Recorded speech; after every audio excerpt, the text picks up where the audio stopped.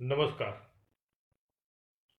જનતા વિદ્યાલય ઝાડિયા પરિવાર સાથે સંકળાયેલા આપ સૌ સ્નેહીઓ અને સ્વજનોનો જનતા વિદ્યાલય ઝાડિયા પરિવાર વતી ધોરણ 11ના મનોવિજ્ઞાનના આ વર્ચ્યુઅલ વર્ગખંડમાં હાર્દિક સ્વાગત કરું છું.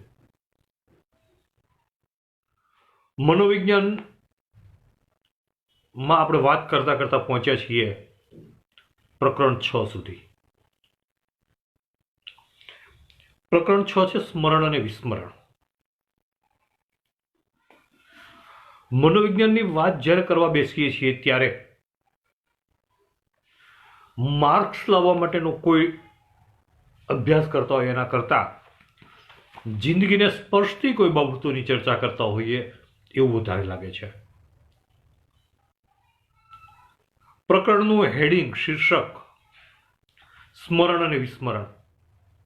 સ્મૃતિ આપણા બધાના જીવનનો એક ભાગ.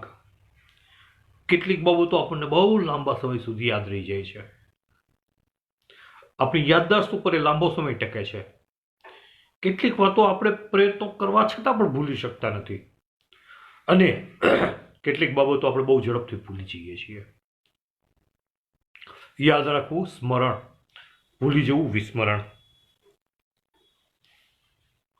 આ સ્મરણ અને વિસ્મરણ એને મનોવિજ્ઞાનની દ્રષ્ટિએ, સાયકોલોજીની દ્રષ્ટિએ આપણા પ્રકરણમાં મૂલવવા જઈ રહ્યા છીએ.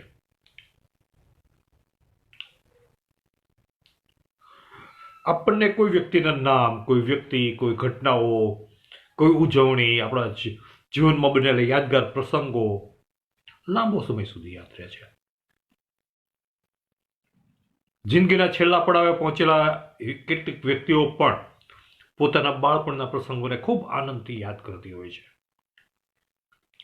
પોતે જીવનમાં કરેલા સંઘર્ષોને, પોતાને મદદરૂપ થયેલા વ્યક્તિઓને, પોતાના ખાસ મિત્રોને એ સતત યાદ કરતા હોય છે.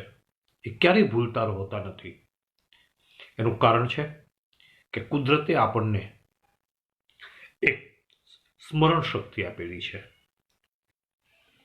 અને આ સ્મરણ શક્તિને કારણે આપણે ભૂતકાળને યાદ રાખી શકીએ છીએ. જેવી વસ્તુને જોઈએ કે ઘટનાને જોઈએ, અનુભવીએ એટલે આપણા માનસપટ ઉપર એ અંકિત થઈ જાય છે. કોમ્પ્યુટરમાં જેમ ડેટા સેવ થાય છે એમ આપણા માનસમાં એ ડેટા સેવ થઈ જાય છે.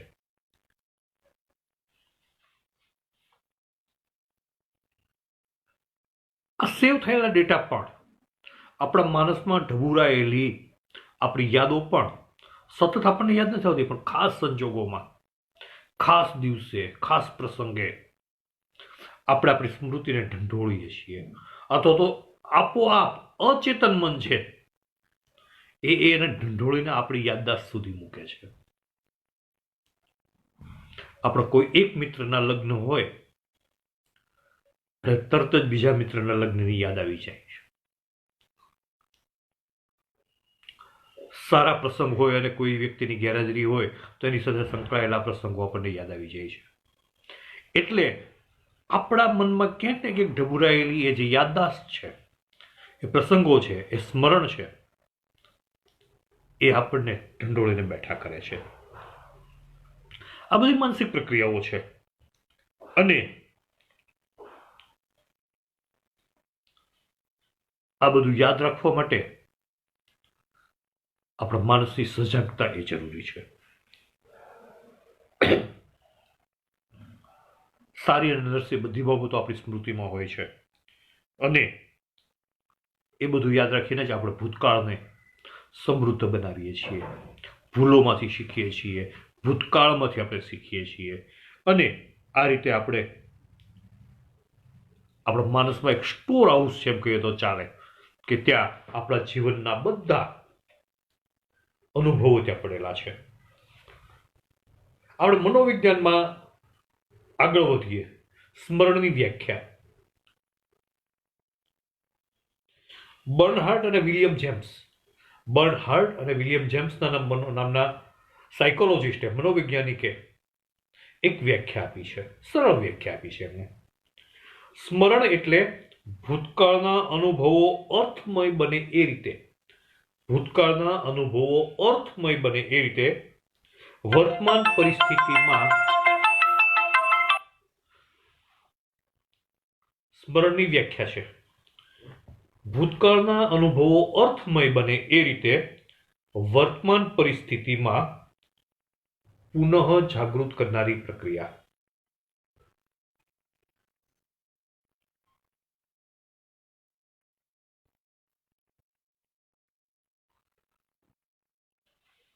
આ સ્મરણની વ્યાખ્યા છે. ભૂતકાળના સ્મરણ એટલે ભૂતકાળના અનુભવો અર્થમય બને એ રીતે, ભૂતકાળના અનુભવો અર્થમય બને એ રીતે વર્તમાન પરિસ્થિતિમાં એને ફરીથી જાગૃત કરનારી પ્રક્રિયા. હિલગાર્ડ અને એટકિન્સન નામના મનોવૈજ્ઞાનિકે વ્યાખ્યા આપી છે. સ્મરણ કરવાનો અર્થ એ કે વર્તમાન સમયમાં એવી પ્રતિક્રિયાઓ દર્શાવવી કે રજૂ કરવી કે જેને આપણે અગાઉ ક્યારેક શીખ્યા હતા. અગાઉ આપણે આને શીખવાના અર્થમાં લીધું છે. અગાઉ આપણે કંઈક શીખ્યા હતા, અગાઉ આપણે કંઈક જોયું હતું, અગાઉ આપણે કંઈક અનુભવ્યું હતું, એને વર્તમાનમાં લાવવાની વાત છે. એને સ્મરણ કહે છે. સાથે સાથે લેકમેન અને બટરફિલ્ડ નામના મનોવૈજ્ઞાનિકે પણ વ્યાખ્યા આપી છે કે સ્મૃતિ એ એવી માનસિક પ્રક્રિયા છે કે જેના દ્વારા વ્યક્તિ પોતાની શીખેલી માહિતીઓને પોતાના જીવનકાળમાં ધારણ કરીને રાખે છે. પોતે જ શીખેલો છે, પોતે જ અનુભવેલું છે, એને પોતાના સ્મૃતિપટ ઉપર ધારણ કરીને રાખે છે.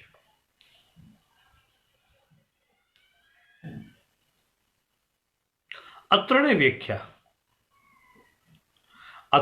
વ્યાખ્યાને આપણે એક કરીને જોઈએ તો આપણે કહી શકીએ, શું કહી શકીએ કે સ્મૃતિ એ પણ એક મનોવૈજ્ઞાનિક પ્રક્રિયા છે. મતલબ એક મનોવ્યાપાર છે. શબ્દ વ્યાપાર આવે એટલે આપણને થોડુંક આમ તરત આપણે અર્થશાસ્ત્ર તરફ કે માર્કેટિંગ તરફ વળી જઈએ, પણ શબ્દ યાદ રાખજો, મનોવ્યાપાર છે. આપણી એક માનસિક પ્રક્રિયા છે એ સ્મૃતિ છે. તો એવો મનોવ્યાપાર કે જે આપણા પૂર્વ અનુભવો, ગઈકાલે બનેલી ઘટના, 1 વર્ષ પહેલા બનેલી ઘટના, આપણા બાળપણમાં બનેલી ઘટના, આપણે સમજવા શીખ્યા ત્યારથી એવી ઘટનાઓ કે જે આપણા જીવનમાં ચોક્કસ મહત્વ ધરાવે છે, બધી યાદ નથી રહેતી લાંબા ગાળા સુધી, પણ આપણા જીવનમાં જે સારો કે ખરાબ અસર ઉપજાવે છે એ યાદગાર પ્રસંગો છે, એ યાદગીરી છે, એ આપણા માનસપટ ઉપર ઢબુરાયેલી છે, સંતાયેલી છે. અને એ સ્મૃતિ એ એક એવો મનોવ્યાપાર છે કે એને તબક્કાવાર રીતે જરૂરિયાતના સમયે કે જ્યારે એને કોઈ અનુસંધાનો હોય ત્યારે એ આપણે યાદ છે, સ્મૃતિ છે, એ પછી આપણને તાજી થતી હોય છે. આ મનોવ્યાપાર છે. સ્મૃતિનો અર્થ જ એ છે કે લાંબા સમય સુધી કોઈ યાદને જાળવી રાખવી અને ફરી જ્યારે જરૂર પડે ત્યારે એને લાવીને મૂકવી. ક્યાં મૂકવી? માનસપટ ઉપર. એ સ્મૃતિ છે, એ યાદ કરી છે. આ સ્મૃતિના 2 પાસા છે. દરેક વસ્તુને આપણે જોઈએ છીએ લગભગ એક સિક્કાની 2 બાજુઓ રીતે, સારી બાબતો અને ખરાબ બાબતો, વિધાયક અને નિષેધાત્મક. અહીંયા પણ સ્મૃતિના 2 આયામો છે, 2 પાસા છે. એક વિધાયક પાસું પોઝિટિવ અને એક નિષેધક પાસું નેગેટિવ. વિધાયક પાસું છે, પોઝિટિવ છે, એ અર્થપૂર્ણ જે આપણા અનુભવો છે એને યાદ કરવાની વાત છે, એને યાદ કરવાની ક્ષમતા છે. એ આપણી સ્મૃતિનું વિધાયક પાસું છે. જ્યારે આપણે અમુક વસ્તુઓને યાદ કરી શકતા નથી, એ નિષેધાત્મક પાસું છે. ઘણાની યાદશક્તિ સ્મૃતિ નબળી હોય, આવું કંઈક યાદ છે પણ બરાબર યાદ નથી આવતું, તો એ વિધેયાત્મક અને નિષેધાત્મક છે એને આપણે વિસ્મરણ કહીએ, વિધેયાત્મક છે એને આપણે સ્મરણ કહીએ. અહીંયા આપણા પાઠનું હેડિંગ છે સ્પષ્ટ થાય છે. ભગવાને સ્મૃતિ બધાને આપી છે. સ્મૃતિનું જો વિધેયક પાસું છે એ સ્મરણ છે, યાદ આવવું એ છે. નિષેધાત્મક પાસું છે એ વિસ્મરણ છે, ભૂલાઈ જવું એ છે. હવે આપણે પાઠમાં આગળ એના તબક્કાઓ સમજવાના છે. શેના? સ્મૃતિના. સ્મૃતિના તબક્કાઓ છે એ મનોવિજ્ઞાનમાં આપણને બતાવ્યું છે. સંકેતાંકન, સંકેતનું અંકન. ક્યાં? જ્યાં મનોવિજ્ઞાનની વાત આવે છે ત્યાં વિચારવા છે કે આપણા મન સાથે સંકળાયેલી પ્રક્રિયા છે. એટલે એક અંકન થશે સંકેતનું. ક્યાં? આપણા માનસપટ ઉપર, આપણા મન ઉપર. સંગ્રહ થશે અને પછી પુનઃ પ્રાપ્તિ થશે. Same as computer central processing unit. કોમ્પ્યુટરના સીપીયુમાં જે પ્રોસેસ થાય છે એ જ પ્રોસેસ આપણા મનમાં થાય છે. એક માહિતી ઇનપુટ થાય છે, ત્યાં એ સંગ્રહ થાય છે અને જરૂર પડે ત્યારે એ આઉટપુટ રૂપે આપણને પાછી મળે છે. પુનઃ પ્રાપ્તિ છે. અહીંયા શબ્દો છે એ મનોવૈજ્ઞાનિક છે, મનોવિજ્ઞાનના સંદર્ભમાં છે. વાત છે એ એક જ છે. કઈ? ઇનપુટ, પ્રોસેસિંગ,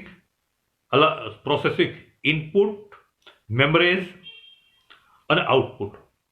મેમરાઇઝ થવું એટલે એ સ્મૃતિ રૂપે સંગ્રહ થવું.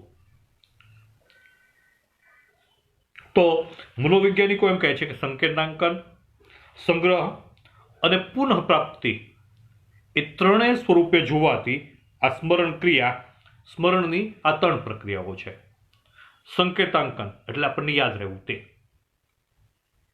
પછી એનું સંગ્રહ, આપણા માનસપટ ઉપરનું અંકાઈ જવું. અને પુનઃ પ્રાપ્તિ, જ્યારે કોઈ સંદર્ભ મળે, અનુસંધાન મળે ત્યારે પછી એ યાદ આવે તે. ત્રણેય તબક્કાને આપણે વિગતવાર સમજીએ. પહેલું સંકેતાંકન, સંકેતનું અંકન. સ્મરણ પ્રક્રિયાનો પહેલો તબક્કો. ત્રણ તબક્કાની આપણે વાત કરવાની છે. પહેલા તબક્કાથી શરૂ કરું છું. સંકેતાંકન એટલે સ્મરણની પ્રક્રિયાનો પહેલો તબક્કો. ચોક્કસ કોઈ ઘટના બને છે, કોઈ ઘટનાને બનેલી આપણે જોઈએ છીએ, આપણે અનુભવીએ છીએ, સાંભળીએ છીએ. આપણી જ્ઞાનેન્દ્રિયો છે ને 5, એ કોઈ પણ જ્ઞાનેન્દ્રિય, આંખ, નાકે કોઈ ગંધ છે એ સૂંઘી હોય, અનુભવી હોય, એ પણ યાદ રહી જાય છે. આંખે કોઈ દ્રશ્ય જોયું હોય એ પણ યાદ રહી જાય છે. સ્વાદ, જીભે કોઈ સ્વાદ ચાખ્યો હોય ને એ પણ યાદ રહી જાય છે. આપણા નવીનભાઈ અત્યારે જુએ છે, એને કંઈક સારા મજાના ગાંઠિયા ખાધા હોય જસદણમાં, અને પછી કોઈ જગ્યાએ બીજી જગ્યાએ ગાંઠિયા ખાવા જાય ત્યારે પણ યાદ કરશે કે જસદણના ગાંઠિયા જેવો સ્વાદ આ નથી. આ સ્વાદ કોણે યાદ રાખ્યો? એ સ્મરણ છે. પણ એ ઇનપુટ ક્યાંથી થયું? સંકેતાંકન ક્યાંથી થયું? એ જીભ દ્વારા થયું. એટલે આપણી પાંચે જે જ્ઞાનેન્દ્રિયો છે એ 5 જ્ઞાનેન્દ્રિયો થકી જે અનુભવો થાય છે એ અનુભવો જોયેલી ઘટના હોય, સાંભળેલી ઘટના હોય, કાનથી, નાકથી, આંખથી, જીભથી કે ત્વચાથી, આ જોયેલી, સાંભળેલી, અનુભવેલી ઘટના છે એ આપણા મગજ ઉપર, આપણા માનસપટ ઉપર એક પોતાની છાપ છોડી જાય છે. આ સંકેતાંકન છે. સ્મૃતિનો પહેલો તબક્કો. એ માહિતીના સંકેતો આપણા મગજની અંદર અંકાઈ જાય છે અને કોઈ ચોક્કસ માહિતીને આ રીતે વધારે સક્ષમ બનાવી શકાય છે. કોઈ એકનું એક નામ છે, એક વખત નામ આપણે યાદ કરશું, સાંભળશું તો યાદ નહીં રહી જાય, પણ એ વ્યક્તિ જો કોઈ મહત્વની હશે અથવા તો એ વ્યક્તિનો આપણને કોઈ મહત્વનો સારો અનુભવ થયો હશે કે ખરાબ અનુભવ થયો હશે તો એ વ્યક્તિનું નામ આપણા માનસપટ ઉપર ચોક્કસ અંકાઈ જશે. સ્મૃતિનો તબક્કો.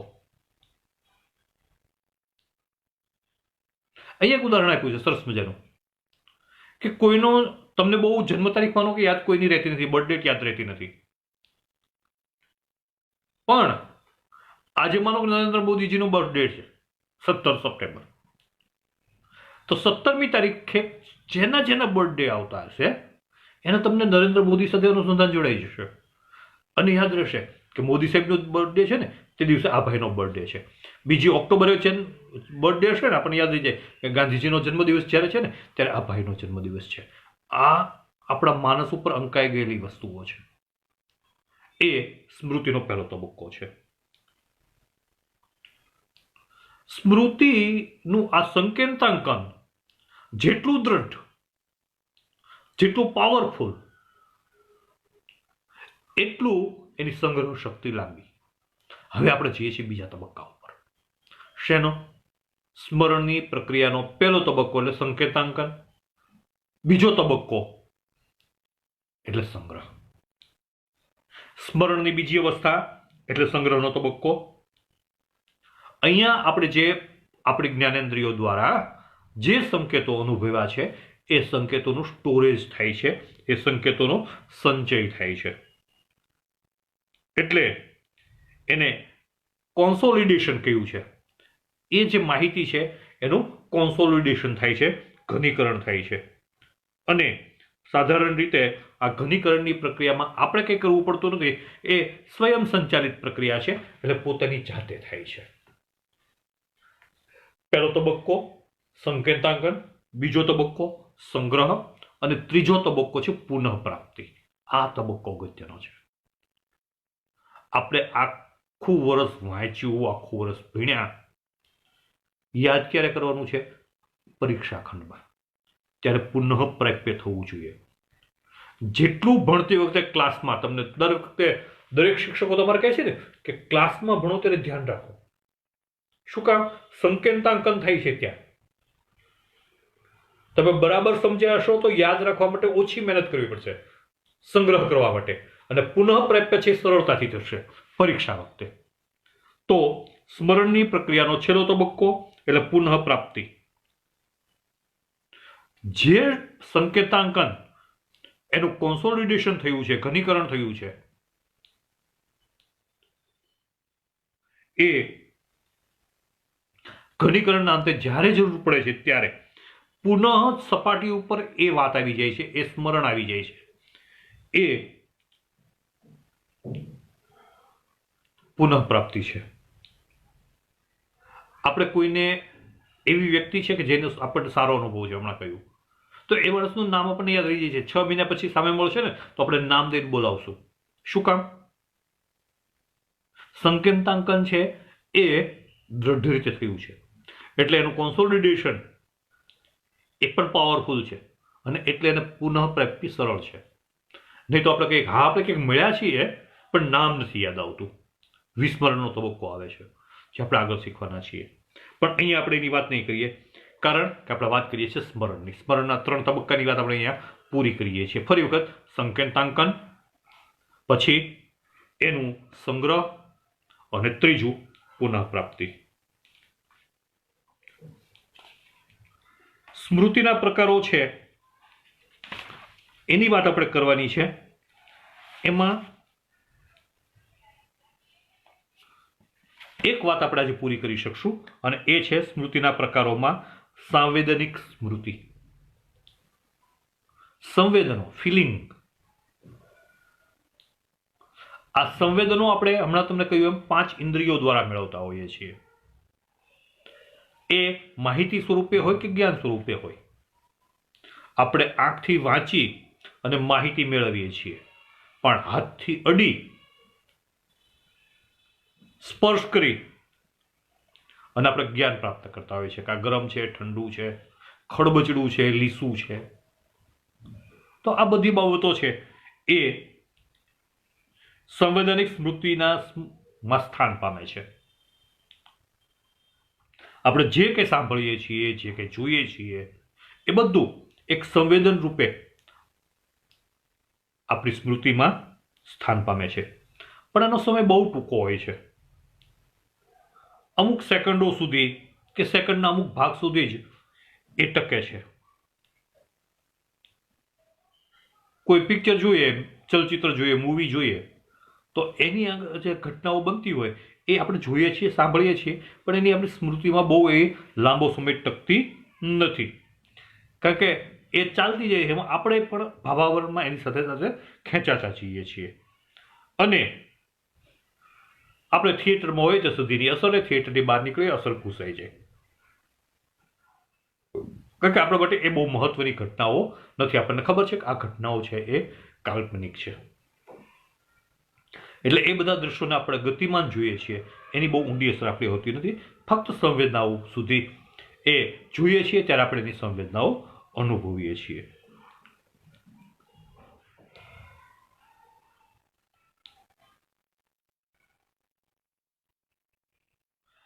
આ બધી આવી ઘટનાઓ કે જે ટૂંકા સમય માટે આપણા માનસપટ ઉપર આવે છે, એને ઇમ્પોઝ કરવા માટે કોઈ ઉદ્દીપક વપરાય છે.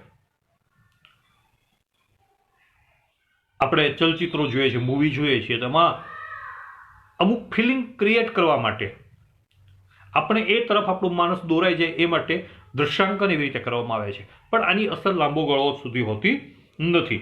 અને આ જે સાંવેદનિક સંગ્રહ છે એ બે પ્રકારનો હોય છે. એક આઇકોનિક મેમરી, આઇકોનિક એટલે દ્રશ્ય, દ્રશ્ય અને પ્રતિમા સંબંધિત સ્મૃતિ, અને બીજી ધ્વનિ સંબંધિત એટલે ઇકોઇક મેમરી. આપણે આંખથી જોયેલી વસ્તુને અમુક સેકન્ડો સુધી જોઈ શકીએ છીએ અને સાંભળીએ છીએ, એને એની અસર પણ અમુક સેકન્ડો સુધી આપણા માનસ ઉપર રહે છે. એક લઘુત્તમ અવધિવાળી આ મેમરી છે, સ્મૃતિ છે. અને જો આ ઘટના કે મહત્વની હોય, આપણા જીવનને સ્પર્શતી હોય, તો એ સ્મૃતિ છે લાંબા ગાળાની સ્મૃતિમાં ફેરવાય છે. એટલે પહેલા તો આ જે બધી વસ્તુઓ છે ટૂંકા ગાળાની સ્મૃતિ હોય છે, આપણે જોઈએ છીએ, ભૂલી જઈએ છીએ, સાંભળીએ છીએ અને ભૂલી જઈએ છીએ. તો એ કેટલીક સ્મૃતિઓ છે એ ટૂંકા ગાળાની સ્મૃતિઓ લાંબા ગાળાની સ્મૃતિઓમાં ફેરવાતી હોય છે. આવતીકાલે આપણે મનોવિજ્ઞાનના આગળના ભાગની વાત કરશું, ત્યારે ટૂંકા ગાળાની સ્મૃતિ વિશે, સાંવેદનિક સ્મૃતિમાં આ બંને સ્મૃતિઓ, ટૂંકા ગાળાની સ્મૃતિ અને લાંબા ગાળાની સ્મૃતિ વચ્ચેનો ભેદ સમજી અને આપણા વાતને આપણે આગળ ધપાવશું. ત્યાં સુધી આપ સૌને ગુડ નાઇટ. જય હિન્દ, જય ભારત.